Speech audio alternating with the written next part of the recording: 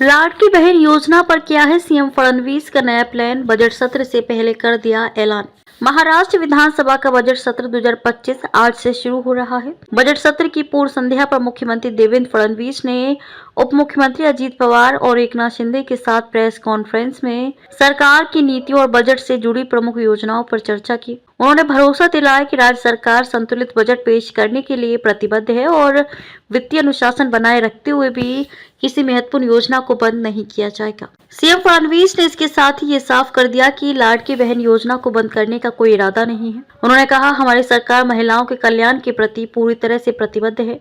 इस योजना को जारी रखा जाएगा, लेकिन इसमें उन्हीं लाभार्थियों को शामिल किया जाएगा जो नियमों के अनुसार पात्र हैं। यह बयान इसलिए अहम है क्योंकि विपक्षी दल महाविकास अघाड़ी एमवीए सरकार पर इस योजना में कटौती करने का आरोप लगा रहे थे। फडणवीस ने विपक्ष की नटकलों को खारिज करते हुए स्पष्ट किया कि सरकार इस योजना को और मजबूत बनाने पर काम कर रही है। पहला बजट सत्र क्यों इतना अहम? मुख्यमंत्री ने कहा कि ये नवगठित सरकार का पहला बजट सत्र होगा जो पूरे 4 हफ्तों तक चलेगा। इस दौरान कई अहम चर्चाएं और विधेयकों पर निर्णय लिए जाएंगे। बजट सत्र में क्या क्या होगा खास? 8 मार्च को अंतर्राष्ट्रीय महिला दिवस के अवसर पर मराठा महारानी अहिल्याबाई होलकर की 300वीं जयंती पर विशेष चर्चा होगी। संविधान पर 2 दिवसीय चर्चा होगी जिसे अमृत महोत्सव के तहत आयोजित किया जाएगा। 5 महत्वपूर्ण विधेयकों पर बहस होगी जिनमें नए विधायकों की भी सक्रिय भागीदारी सुनिश्चित की जाएगी। मुख्यमंत्री देवेंद्र फडणवीस ने बताया कि बजट को संतुलित बनाए रखने के लिए सरकार वित्तीय अनुशासन का पालन कर रही है, लेकिन इससे पूंजीगत व्यय पर कोई असर नहीं पड़ेगा। उन्होंने बताया कि केंद्र सरकार द्वारा स्वीकृत योजना के तहत पूंजीगत व्यय के लिए 9% राशि आवंटित की गई थी, जिसे बाद में घटाकर 5% कर दिया गया। ऐसे में संबंधित विभागों को प्राथमिकताओं के आधार पर खर्च करने को कहा गया है। हाई सिक्योरिटी रजिस्ट्रेशन प्लेट और सोयाबीन खरीद पर सफाई।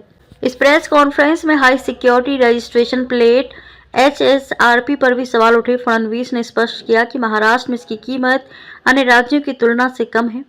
उन्होंने कहा कि अन्य राज्यों में जीएसटी और इंस्टॉलेशन शुल्क अलग से लिया जाता है, जबकि महाराष्ट्र में ये कीमतों में शामिल है। विपक्ष ने किया टी पार्टी का बहिष्कार। इस प्रेस कॉन्फ्रेंस से पहले सत्तारूढ़ दलों ने विधायकों के लिए टी पार्टी का आयोजन किया था, जिसमें परिषद मामलों के मंत्री चंद्रकांत पाटिल, जल संसाधन मंत्री गिरीश महाजन, पर्यटन मंत्री शंभुराज देसाई, मत्स्य पालन मंत्री नितेश राणे, ओबीसी कल्याण मंत्री अतुल सावे, परिवहन मंत्री प्रताप सरनाईक और आदिवासी विकास मंत्री अशोक उइके समेत कई मंत्री शामिल हुए।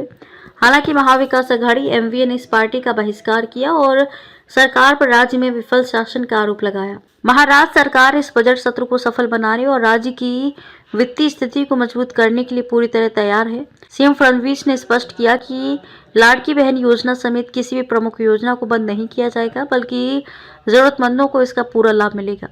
अब सभी की निगाहें 6 मार्च को पेश होने वाले बजट पर टिकी हैं, जिससे राज्य की वित्तीय प्राथमिकताओं का सही आकलन किया जा सकेगा।